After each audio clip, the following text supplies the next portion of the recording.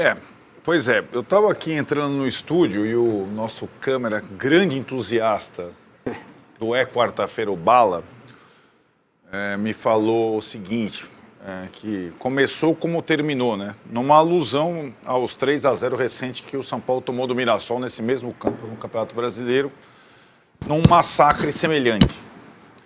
Eu disse para ele, não, começou pior do que terminou. E eu acho que as entrevistas do Luciano e do Crespo mostram um pouco isso. Quando o São Paulo perdeu do Mirassol há 3 meses, outubro, um pouco mais, em Mirassol por 3-0, a crise política não era desse tamanho, o elenco tinha mais jogadores,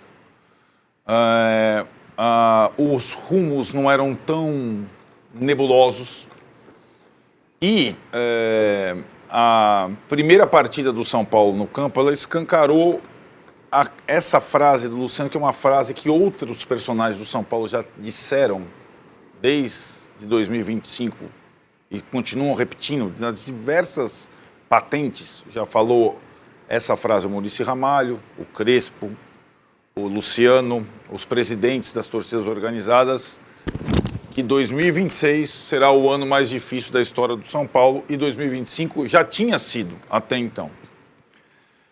E eu acho que na prática, o que quer dizer isso? Na prática, além desse caos fora de campo, político, econômico, esportivamente o São Paulo vai viver esse ano uma coisa que talvez nunca tenha vivido na prática, que é o risco real de cair de divisão. O São Paulo nunca teve o risco real de cair de divisão.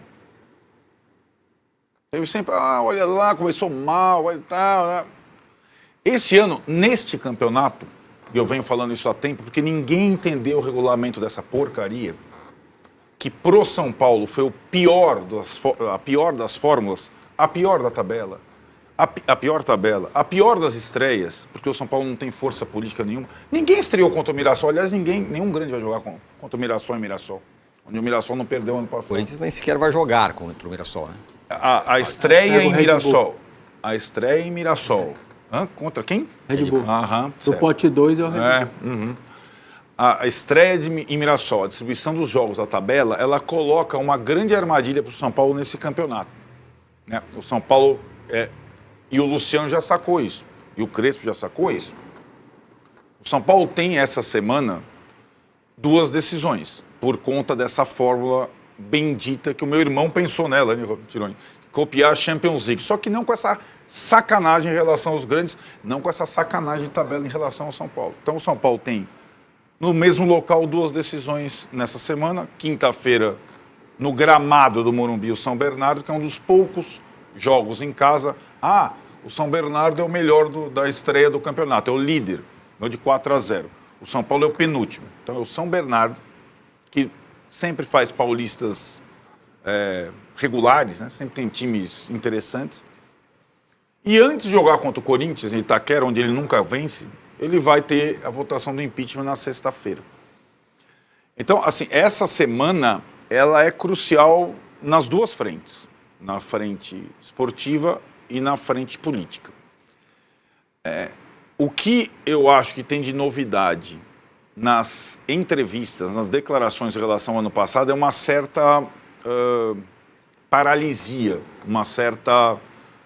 Porque o Crespo já foi realista, mas mais enérgico. O Luciano e os jogadores já foram também realistas, mas mais... o que dá, eu acho que a paura para o torcedor do São Paulo é que, além de ele não saber se o presidente vai continuar como comandante a partir de sexta-feira, talvez ele não sinta a segurança que esses caras são capazes de reagir dentro de campo. E aí, é inevitável a gente fazer a comparação com o Corinthians. Por quê? Porque o Corinthians, o ano passado, ele passou mais ou menos pelas coisas que o São Paulo está passando. Né? Inclusive, o delegado do caso São Paulo é o mesmo. E a tese dele é a mesma, os clubes foram lesados. O Corinthians passou pelo processo de impeachment, o presidente saiu, o Corinthians passou por um caos completo, mas o Corinthians conseguiu, no campo, reagir. para mim, por diversos fatores que o diferenciam do São Paulo atual. O primeiro não é atual, é histórico. O Corinthians, ou o corintiano, ele já tem na sua história, no seu DNA, outros anos, outros exemplos de caos, e ele sabe viver no caos. Ele já viveu o Dualib, ele já viveu o Kia, ele já viveu o rebaixamento, ele já viveu o Andrés, ele já viveu porrada no vestiário, invasão de CT, ele já viveu tudo isso. O São Paulino não está acostumado a viver com isso. Ele não sabe lidar com isso. Essa é uma questão histórica. A segunda é a prática. E funcionários também não, nem jogadores, né? Isso, ninguém que vive o São Paulo está acostumado. Não é só torcedor. Exatamente. Além disso, o Corinthians do ano passado, ele tinha um time muito melhor que o do São Paulo e o caótico presidente afastado decidiu uma coisa importante, embora a gente soubesse que aquilo era um voo de galinha, como costuma-se dizer, ele decidiu não pagar ninguém e só pagar os jogadores e funcionários do Corinthians religiosamente. Tanto Ou seja, está sobrando para o próximo pagar tudo agora. Perfeito. Então a estratégia do Augusto Melo foi: eu não vou pagar clube algum, eu não vou pagar fornecedor algum, eu não vou pagar porcaria nenhuma, daqui a pouco vem os transferidores, mas esses caras aqui, eles vão ganhar os jogos. Porque eles vão estar sendo pagos em dia e a minha torcida, ele conhece, o Augusto Melo e a minha torcida acostumada com isso, na hora ver, ele vai botar 40 mil pessoas no estádio e vai incentivar e tal. E o último elemento diferente do Corinthians para o São Paulo é um treinador acostumado a viver esse tipo de situação na sua carreira, Dorival Júnior. E o São Paulo tem um treinador não acostumado a viver isso na carreira. Além de ser um estrangeiro, nem brasileiro é.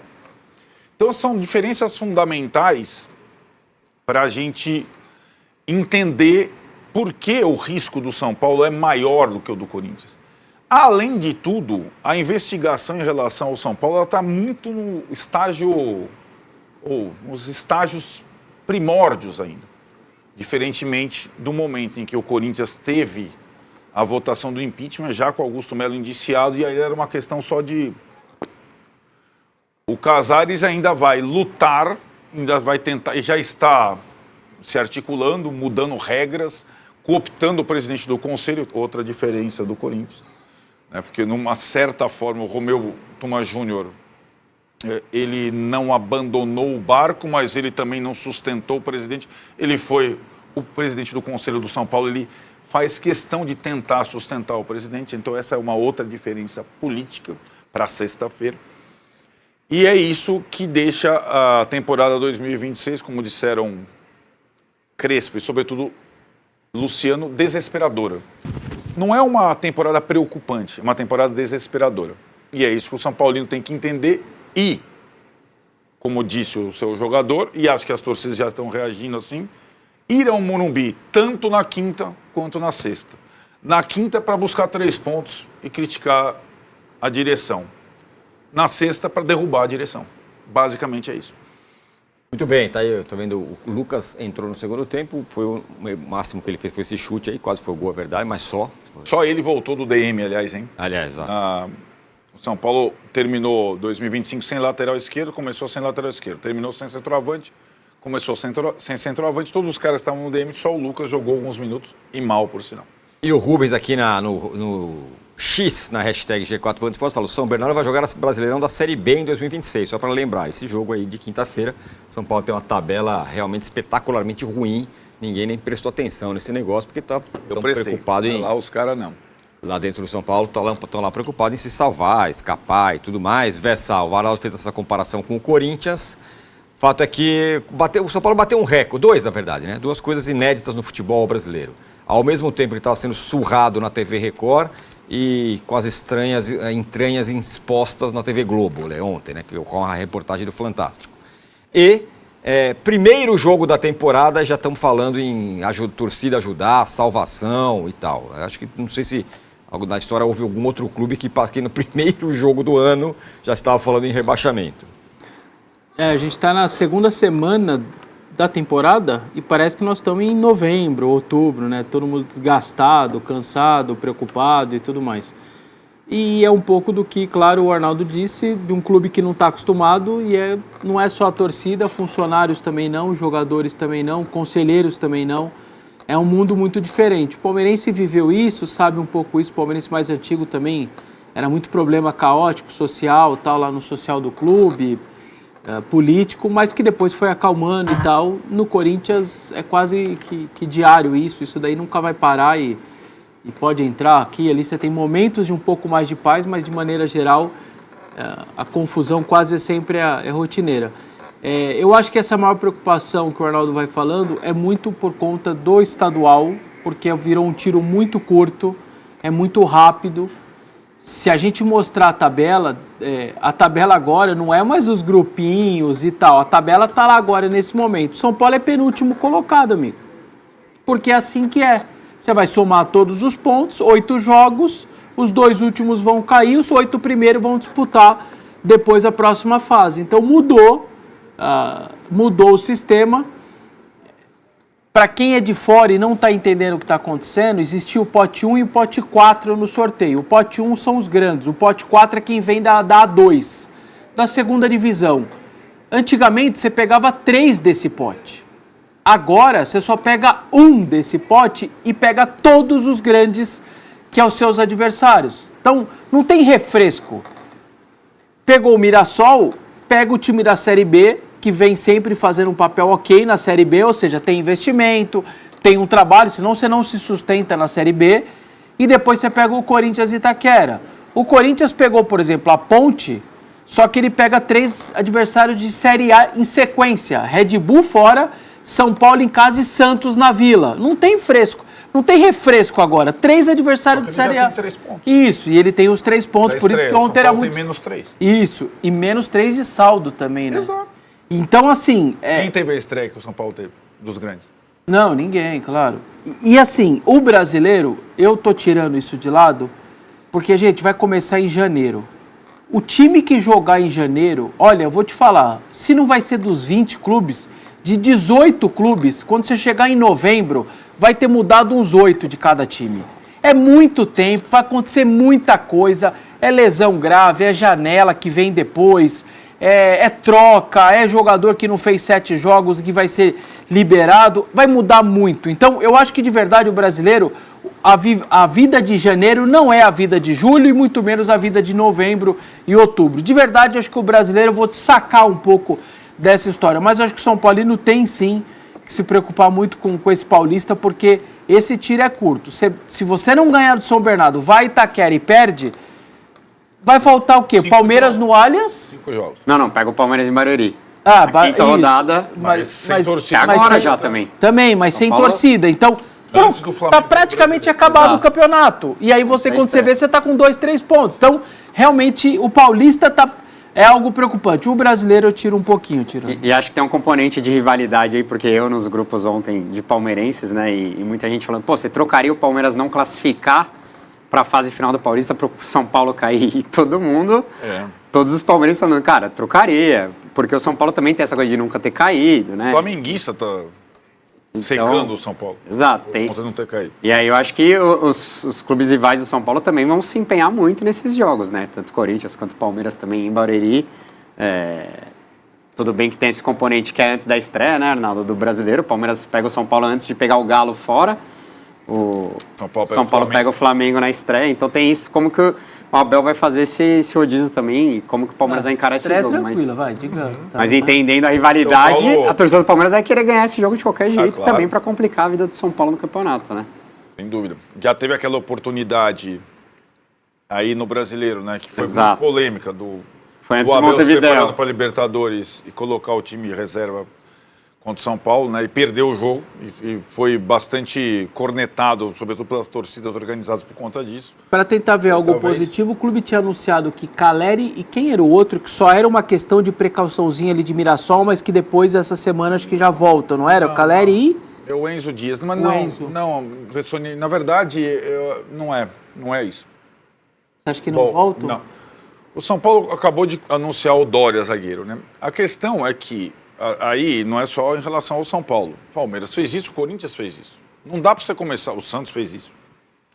Não dá para você começar a temporada com caras que tiveram 7 dias de treino, e alguns vêm com lesão muito grave, e colocar os caras no ringue imediatamente, senão você vai perder o cara já na... Então, o Caleri, o Enzo, o Wendel, né, são jogadores que terminaram a temporada. E o Lucas também terminou a temporada passada machucado, jogou alguns minutos, e aí é aquilo, são jogos a cada 3 dias, né? Então a possibilidade de, contra o São Bernardo, não vai voltar ninguém que estava machucado para começar jogando. Então não vai Talvez ter o Lucas, essa... né, vai ganhar mais minutos. Talvez o Lucas um pouco mais de minutos, que, aliás, vem sendo uma questão, né? E acho que o Crespo, ele fala sutilmente nisso. Ele falava também do Oscar no ano passado, ele fala sutilmente ele até falou, não é justo colocá-los como salvadores. E, na verdade, ele não conta na prática com o Lucas, Caleri e agora o Oscar definitivamente, desde que ele começou o trabalho dele. O Caleri não fez nenhuma partida, o Oscar fez uma ou outra, aí caiu lá do apartamento lá que o Martínez fez, lá, nunca mais jogou. E o Lucas jogou uma vez ou outra, sentiu várias vezes. Então são reforços de papel, na verdade, não são reforços de campo, na prática. O que poderia significar uma melhora técnica no time do São Paulo. O time do São Paulo é um pouco esse aí, é muito fraco, é um time muito fraco, um dos mais fracos. Já era, e como disse o Crespo, perdeu o número de jogadores. Se você reparar, o Crespo não está falando em, precisamos do Paquetá, ou precisamos... Ele falou, eu preciso de número de jogador. Eu preciso de quantidade. Nem isso o São Paulo tem. Agora, Então é isso, né, galera? Uma tragédia ontem. Foi humilhante, 3-0. E o alerta ligado, é como o Arnaldo falou. Pelo que acontece, você vê que como fora de campo influencia dentro de campo. Acho que o Crespo errou muito, acho que os jogadores não jogaram nada, mas influencia, cara, não tem como. Tragédia. E o São Paulo, como o Arnaldo falou, corre seríssimo risco, porque o São Paulo perde pro São Bernardo na quinta, que ganhou de 4-0. O São Bernardo é o primeiro do Paulistão, pelo saldo de gol. E perde domingo pro Corinthians em Itaquera, que esse jogo aí perde. Sobrou o que pro São Paulo? Brigar pra não cair em Paulistão, porque é tiro curto, cara. Então, tá tendo treta também. Teve um empresário de algum jogador, não sei se foi do Lucas ou do Ferreirinha, que criticou, se eu não me engano, o Crespo. Cara, tá difícil. Situação terrível pro São Paulo, cara. Ontem o jogo me assustou muito, cara. Me deixou muito com medo de ser rebaixado, sinceramente. Não sei qual a opinião de vocês, comenta aí. Mas, a gente corre risco de rebaixamento. Olha onde que levaram o nosso São Paulo, né, pessoal? Olha o que a político juiz pode levar o nosso clube, velho. Assim, é bizarro. É bizarro. Olha o elenco que esses caras montaram, mano. E o jogo de quinta é uma final. É uma final e vai ser muito difícil, cara. Se o São Paulo perder quinta, a chance de ser rebaixado é muito grande.